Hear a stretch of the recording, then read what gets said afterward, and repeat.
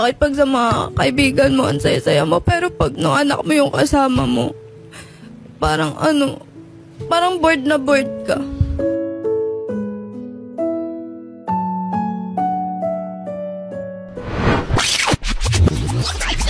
Nandito po kayo ngayon, Ma'am Liza. May reklamo kayo sa dati yung kinakasama na si Patrolman Howard. Opo. Ano pong problema? Bigla na lang po siya nakipaghiwalay sa akin. Dapat po, may plano na po kaming magpakasal this October po. Isang iglap na lang po, biglang ayaw na daw niya, pagod na daw siya. Tas yun. Anong reason? Sabi lang po niya, pagod na daw po siya. Hindi po niya ako binigyan ng talaga specific na reason kung bakit. May anak po kayo? Opo, 4 years old po. Ilan taon din po kayo nagsama bago niya kayo po, 6 years po. After 6 years, sabi niya, pagod na ako. Ayoko na. Opo. Matanong ko lang, may asawa siya? Wala naman po. Binata naman po siya.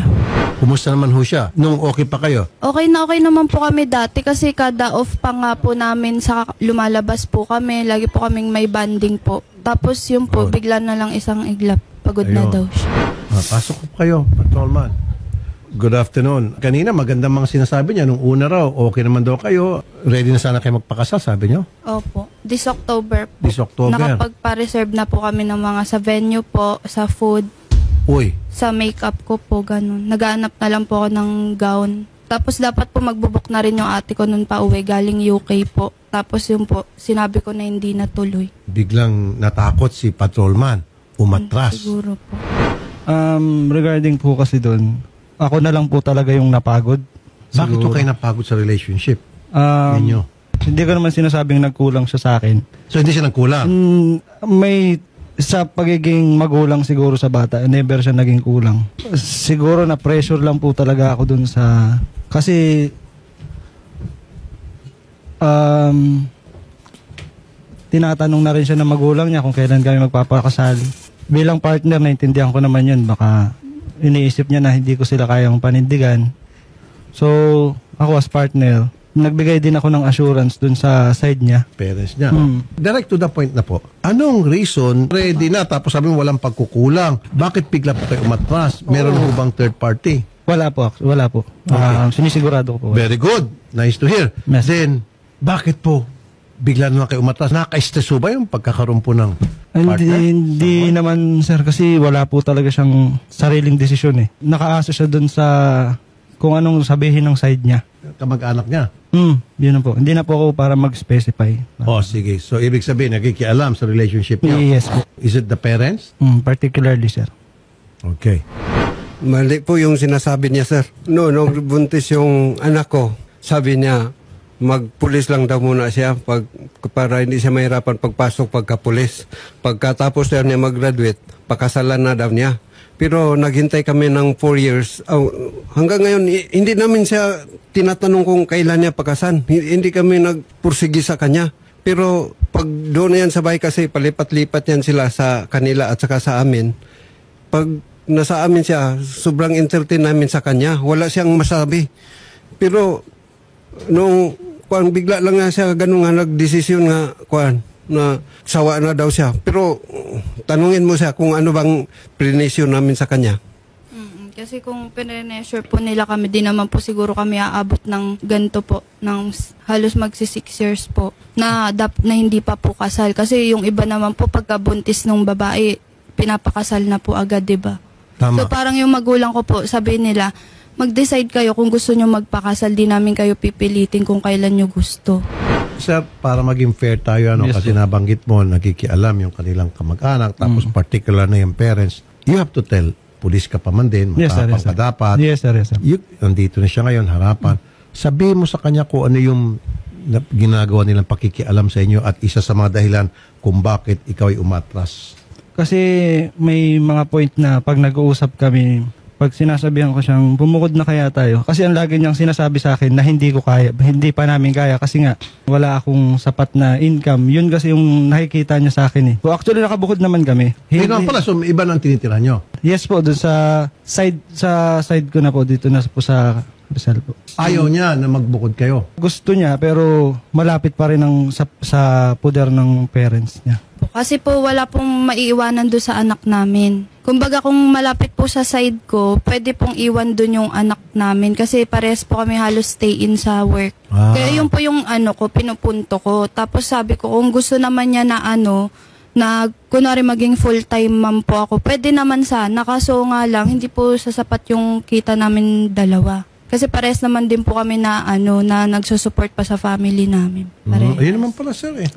Yes, So sir. tumutulong siya in a way, hindi siya Yes, sir. pabigat. Gusto Hindi- niya magtrabaho, Yes. pareho kayo stay in doon sa work nyo, dapat may pag-iwanan yung Yes po. baby nyo. At dito papasok yung parents niya na para alagaan yung anak nyo. Yes po. So wala ko nakikita masama doon. Ako so actually, aminin ko na po, sagad po ako sa loan pero kahit kailan hindi ko po sila pinakain ng galing sa hindi maganda, sir. Baka kasi ang iniisip niya, hindi ko kayanin. Kasi yun lagi yung thinking niya sa Pero akin. sinabi ba sa kanya na huwag ka na mag-work? May times po na nagsabi na ako sa kanya. Kaya lang ang sinasabi niya kasi, sinusuportahan nga daw po. Kaya sabi ko, sige, kung respect naman po yun Kasi gusto niya rin makatulong sa family. But ang sinasabi ko kasi, kung mag-uumpisa tayo as a family, sabi ko po, is dapat mag-establish muna tayo ng para sa atin na lang muna siguro. Pero sir, sana hindi mo na kinol yung pangako na pakakasalan mo siya at nag-ready na siya para sa venue, Apo. sa food and all.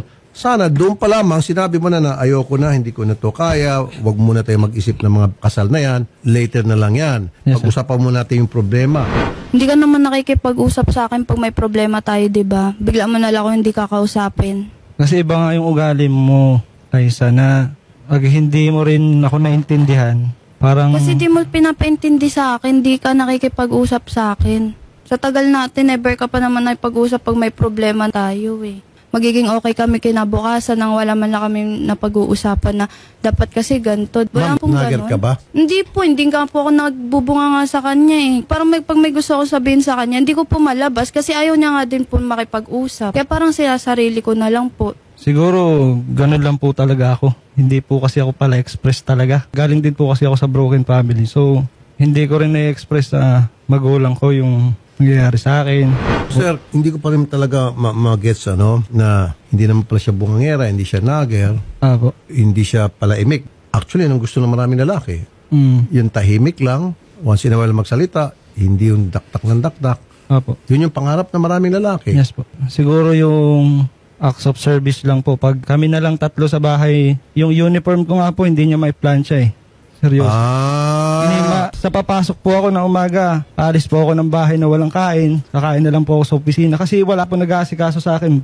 Kahit nandun siya, tatay ko na lang po yung nag-aasikaso sa akin. Luluto. Kasama po namin yung papa. So, anong gusto mo sanang gawin niya? Maglabas siya, magluto, Maasikaso lang po magplansya? ba ako bago ako pumasok?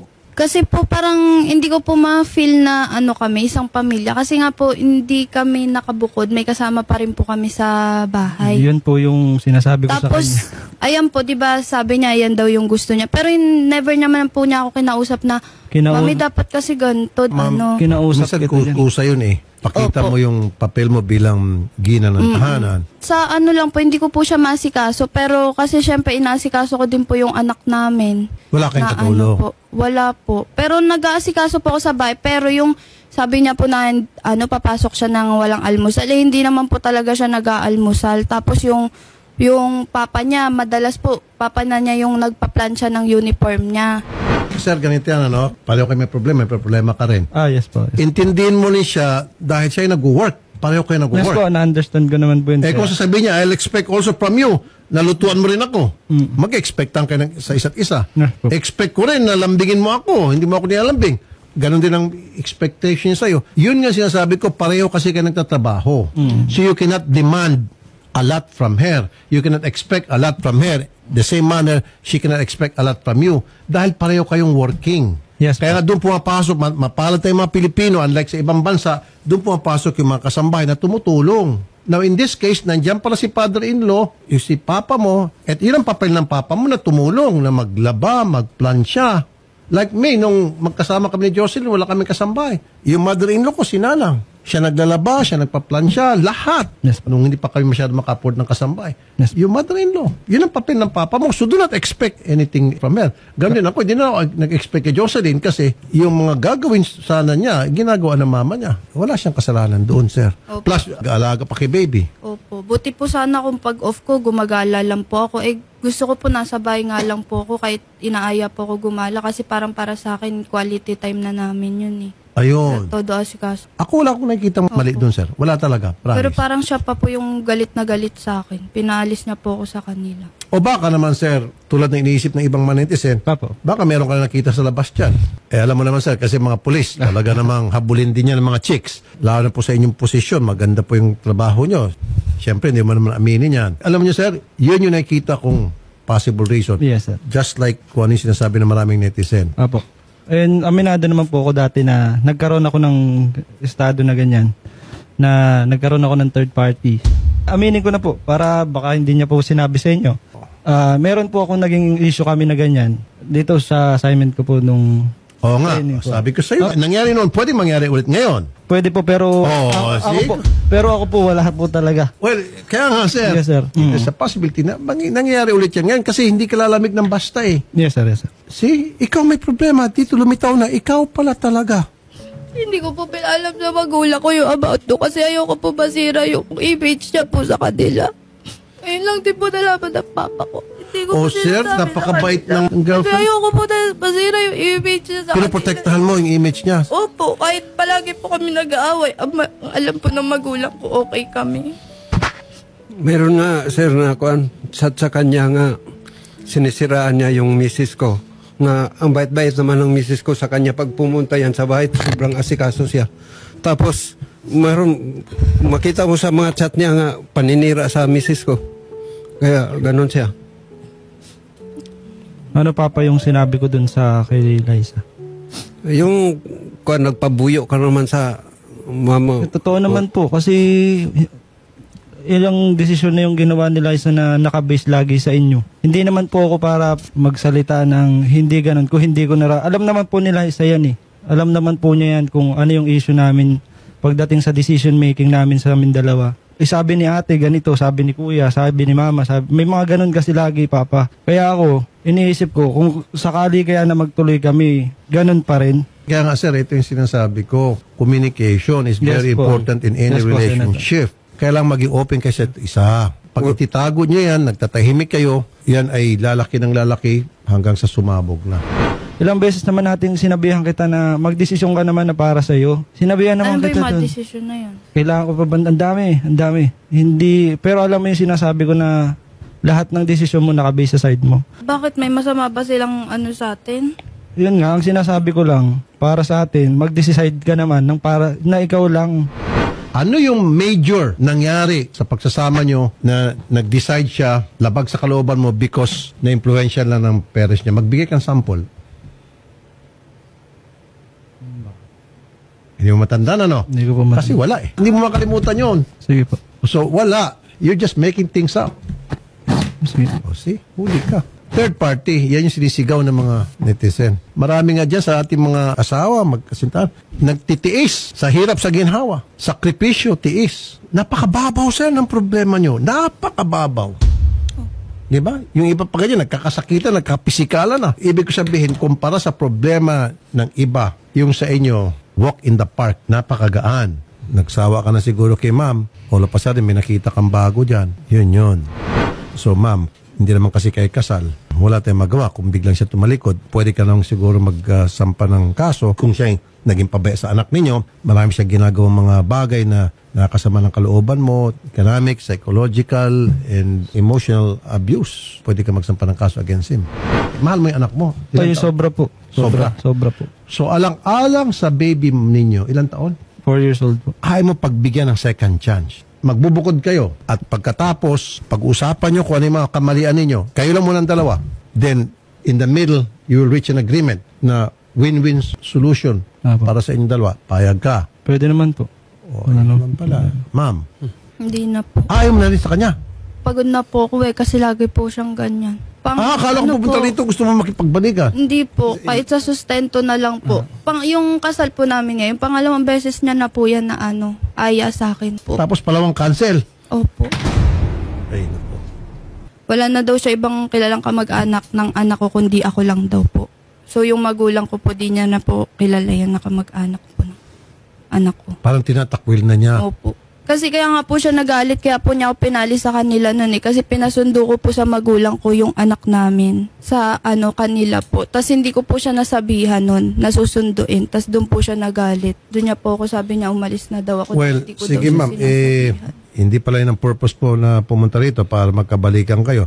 Yung purpose mo pala para sustento sa bata. Opo. Madali yun. Pwede natin gawa ng paraan. Pwede tayo umakit sa kamkrami to make sure na Yes. yung kung ano yung narapat na support and then isa salary deduction sa kanya na monthly may darating sa inyo. Punta tayo sa kamkrami. Yun, nausap ko Doon na tayo po kasi dyan about sa sustento. Ang sagot niya, kinuha-kuha ko daw yung anak ko, tapos pag daw kunwari na short ako, daw ako siniswerte, kukunin-kunin ko daw yung anak ko, hindi ko daw kaya mapanindigan.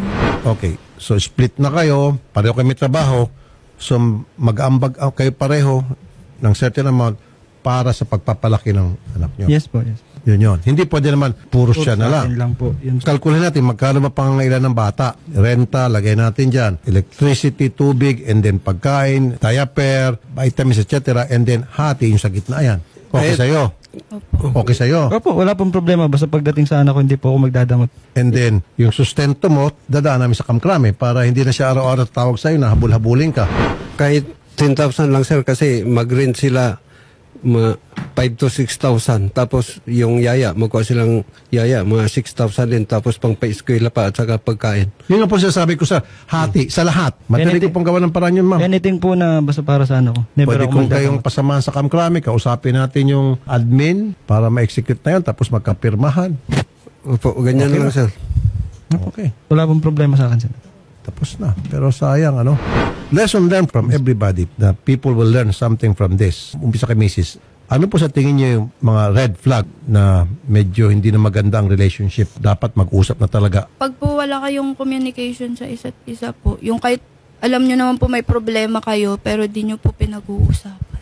Kasi yun lang naman po, hindi naman po siya namimisikal or po kahit mura po, wala naman po Ay, very good. Ay, saludo ako sa iyo dyan, Thank you, sir. Thank you. Thank you. Kaya naman, patrolman, ano nakikita niyong problema? Yun lang din po siguro. Kulang din siguro ako sa communication din talaga. Kasi lumaki nga po ako na ganun ang sitwasyon ko. Doon kasi ako nagkulang din. Communication talaga. Kaso nga po, naranasan niya na nga po, tapos paparanas niya pa po sa anak niya. Yung broken family. Even in your work as a policeman, Yes po. paano yan kung tatanungin ka ng boss mo, hindi ka mag-imik? Siguro pag nasa bahay talaga, sir, ganun lang Teka po. muna. So, iba yung pag sa work ka, maging open ka palagi sa Yes mga po, problema. sir. Yes po, sir. Yun naman pala, kung kaya mong gawin sa work, why not sa home?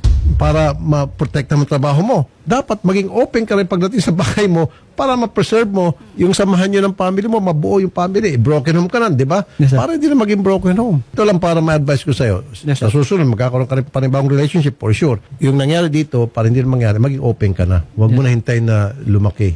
And then, of course, yung mga in-laws, huwag makikialam. I'm very lucky na yung mother-in-law ko napakabait.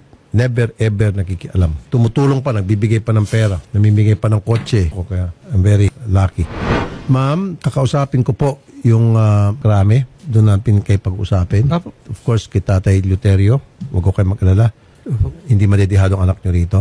At kaya naman po, Patrolman Yes, sir. Award. Gagawin din namin ng lahat para masiguro na yung anak ninyo Oh, yes po. nabibigyan gabay. Kung kinakailangan, every now and then, check po ng DSWD. Sana yung request ko, sir, na maganda po siguro kung magkapirmahan kami ng visitation right sa barangay para at least Yes. may po kami, may... Yes. Magpirmahan po kayo sa barangay doon sa visitation rights. Apo, doon na lang anong po sa araw, Pasig, sir. tapos anong oras dapat isoli yung bata. Apo. And then doon naman po sa suporta, hati sa gitna, Yes. pagpapalaki sa bata. Yes, sir. Tapos ang problema. Yes, sir. Tayo, okay na sa'yo. Opo. O, di ba? Oo, nagmano pa si sir.